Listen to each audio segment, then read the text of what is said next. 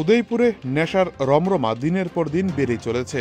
বুধবার সকাল 11টা নাগাদ উদয়পুর রমেশ চৌমুহনী থেকে ভাঙ্গারপাড় এলাকার এক গাঁজা ব্যবসায়ীকে হাতে নাতে ধরে ফেলে জনতা। তার কাছ থেকে উদ্ধার হয়েছে গাঁজার বিভিন্ন প্যাকেট।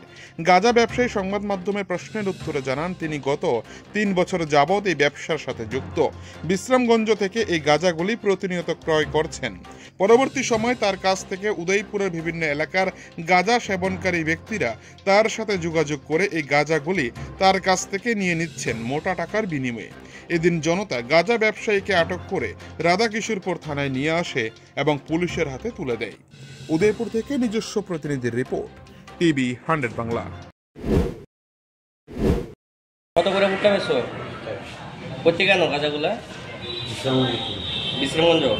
কার কাছ থেকে আনো এরি? নাম কইতা না? নাম কইতা না? কত নাম আছে? কি কি নাম আছে? আমার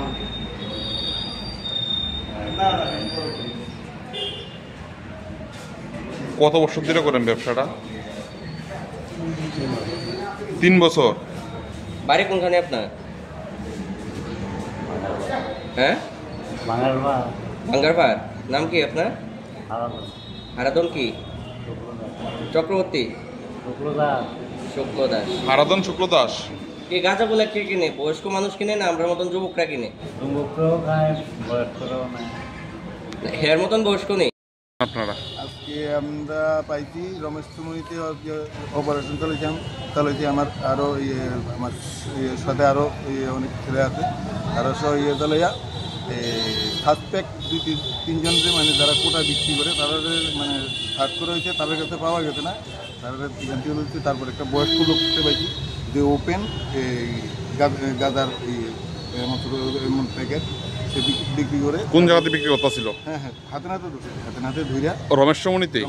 আচ্ছা, ধরার পরে আর কি থানাতে আইনা এখন পুলিশের পুলিশ তো ধরছেন, আপনারা ধরছেন? যারা পাবলিক আপনারা ধরছিলেন? হ্যাঁ, পুলিশ ধরছে না? না। আচ্ছা, মানে কোন জায়গার বাড়ির লোকটার কি খবর পাইছেন আপনারা? লোকটার বাড়ি খবর পাইছি উদয়পুর ভাঙ্গারবাড়ির দিকে বাড়ি। ভাঙ্গারপাড়া এলাকা। ভাঙ্গারবাড়ির দিকে বাড়ি।